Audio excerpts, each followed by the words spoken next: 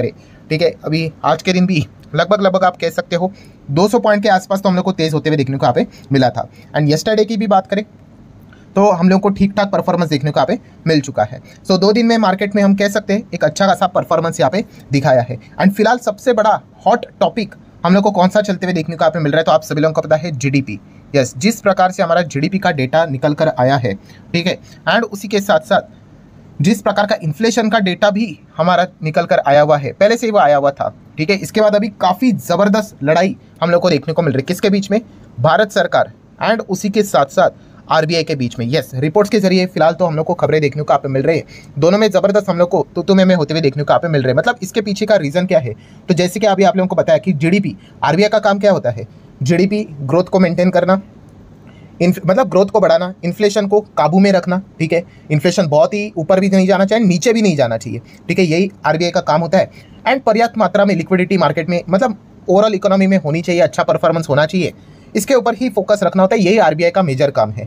So recently हम लोगों ने देख लिया जीडीपी का डेटा कैसा आया करके, ठीक है, 5.4%, ठीक है, अनुमान कितना था 6.5%। मैंने इससे रिलेटेड भी डिटेल वीडियो बनाकर आप लोगों को बोला है कि इसके पहले भी जीडीपी का डेटा 5.4 क्या 4.4 भी आया था, बट फिर भी मार्केट ने इतना नेगेटिव उस चीज़ को यहाँ पे मतलब डिस्कशन होते हुए देखने को नहीं मिल रहा था। क्यों? क्योंकि उस वक्त अनुमान ही था 4.6 का, मतलब पता ही था 4.6 के हिसाब से 4.4 इट्स ओके, चलो ठीक है भाई, खराब ही है बट ओके। बट यहाँ पे जो डेटा निकल कर आया 6.5 के बदले 5.4, 1% से भी ज़्यादा गैप, मतलब आसपास भी नहीं है, ठीक है। आप एक्सपेक्ट कर रहे थे कि ये प्लेयर सेंचुरी मारेगा, दूसरा प्लेयर आएगा वो 50 करेगा, तीसरा प्लेयर आएगा वो भी 50 करेगा, पूरी टीम ही 50 में ऑल आउट हो गई, ऐसा हम लोगों को सिनेरियो देखने को यहाँ पे मिला था, ठीक है। तो जीडीपी का परफॉर्मेंस काफ़ी पुअर, ठीक है, इसमें कोई अलग बात बोलने की जरूरत है नहीं। देन इन्फ्लेशन की बात कर ले तो इन्फ्लेशन का डेटा भी लगातार खराब, मतलब एक टाइम पे इन्फ्लेशन 3.5 था, फिर बढ़कर 3.65 हो गया, स्टिल कंट्रोलेबल था, 4 के विदिन ही देखने को मिला था, फिर 5.5 हो गया। एंड इस वक्त जो लेटेस्ट डेटा आया था नवंबर मंथ में ही आया था, वो तो 6.25% चला गया, मतलब जो सर्कल था उसके ही बाहर चला गया। सर्कल कितने का होता है, 6% का होता है, 6% के बाहर चला गया, मतलब आप बहुत ही खराब परफॉर्मेंस दे रहे हो। और जितने भी ये डेटा थे पिछले 3, अगर हम लोग इन्फ्लेशन की बात करें, अनुमान के हिसाब से खराब आ गए थे, मतलब 3.5 का एक्सपेक्टेशन 3.65 आया, 5 का एक्सपेक्टेशन 5.5 आ गया, 5.81 का एक्सपेक्टेशन 6.21 आया।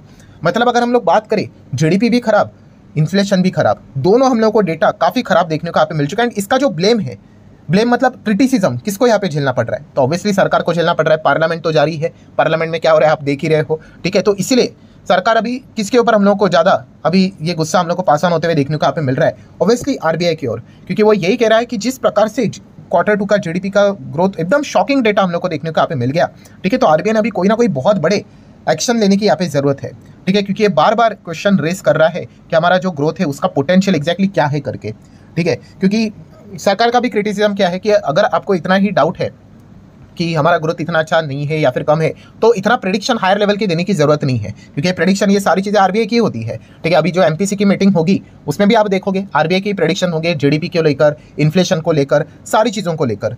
सो अगर आपका अनुमान, अगर इतना मतलब हकीकत और अनुमान में इतना अगर अंतर आ रहा है, तो डेफिनेटली यहाँ पे हम कह सकते हैं कि इसका जो खामियाजा होता है वो सरकार को यहाँ पे भुगतना पड़ रहा है। इसीलिए सरकार हम लोग को आरबीआई की ओर बहुत ज़्यादा गुस्सा होते हुए देखने को यहाँ पे मिल चुका है। एंड इसीलिए हम कह सकते हैं रिपोर्ट के जरिए ऐसी खबर भी बताई जा रही है कि शायद से शक्तिकांता दास जी का एक्सटेंशन शायद से ना हो। मतलब आप सभी लोगों को पता होना चाहिए अभी ये हफ्ता शायद से उनका आखिरी हफ्ता होगा या फिर अगला हफ्ता, उसके बाद उनका टर्म खत्म हो रहा है एज आरबीआई गवर्नर। हाँ, वो रिन्यू हो सकता है, ठीक है, बीच में पहले बोला जा रहा था कि शायद से तीसरी बार भी रिन्यू हो जाएगा करके, बट जैसे ही ये जीडीपी का डेटा आया और जिस हिसाब से ये हम लोग को खराब आते हुए देखने को मिल चुका है, ये ज़बरदस्त, मतलब अभी हम कह सकते हैं कि स्पेकुलेशन चल रहा है, आप ऐसा ही बोल सकते हो, बाजार में ऐसा खुसफुस चल रहा है कि शायद से इनको एक्सटेंशन ना मिले, कोई दूसरा गवर्नर भी आ सकता है करके। अभी होगा नहीं होगा भाई, वो तो किसी के भी हाथ में नहीं है, ठीक है, वो तो किसी के भी हाथ में, मतलब हमारे हाथ में तो नहीं है, वो तो सरकार ही डिसाइड अल्टीमेटली करेगी, जो भी कमेटी होगी, जो भी अपॉइंटमेंट वाली कमेटी होगी वही डिसाइड करेगी, ठीक है। बट फिलहाल ये चर्चा हम लोग को मार्केट में जोर पकड़ते हुए देखने को मिल रही है कि माइट भी ये शायद से उनका आखिरी टर्म भी यहाँ पे हो सकता है। बट उससे पहले